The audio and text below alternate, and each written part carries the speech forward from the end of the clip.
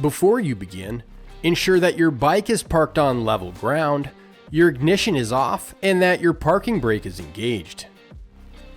The manufacturer recommends adding a dab of dielectric grease to the end of all connectors included with the kit. This protects the electrical connection points and components from moisture and corrosion. Push your key in and turn it clockwise to unlatch the driver's seat, while simultaneously pulling up on the front of the seat. Then slide it forward and up to remove it from the bike. On the right throttle side of the bike, squeeze the release tab shown here to remove the service panel. Use a push pin removal tool to take out the 2 push pins located here.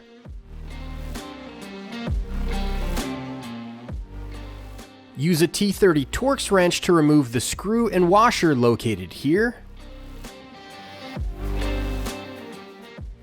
as well as the one located here. Press down on the brake pedal for additional space, then carefully pull out to remove this smaller body panel. It's held in place with metal retention clips. Once that panel's out of the way, use a T30 Torx to remove the 2 screws shown here.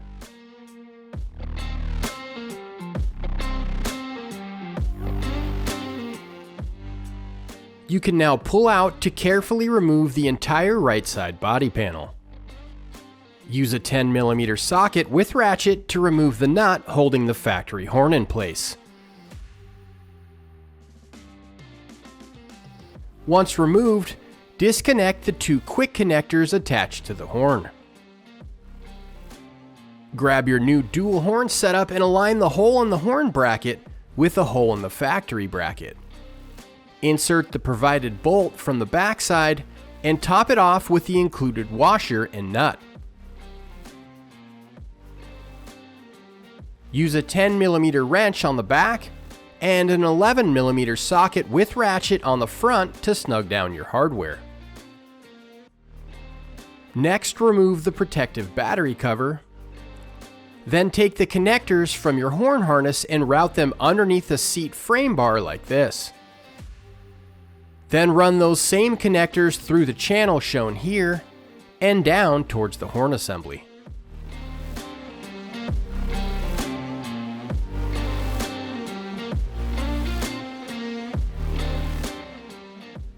Now plug the 2 black connectors together. Then remove the white insulated covers from the 2 connectors you unplugged from the stock horn. Once removed, use a cutting tool to snip off the 2 plastic release tabs on each connector.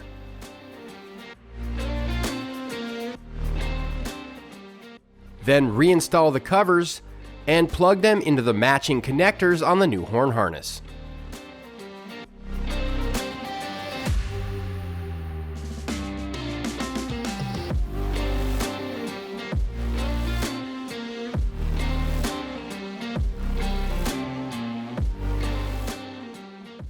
Wrap each connector individually with electrical tape and neatly tuck the wiring out of the way and secure with zip ties. Using a Phillips head screwdriver, unscrew and disconnect your negative battery terminal. Then do the same for the positive terminal. Locate the red wire from your horn harness and slide the ring terminal over the positive post and secure it using the factory screw.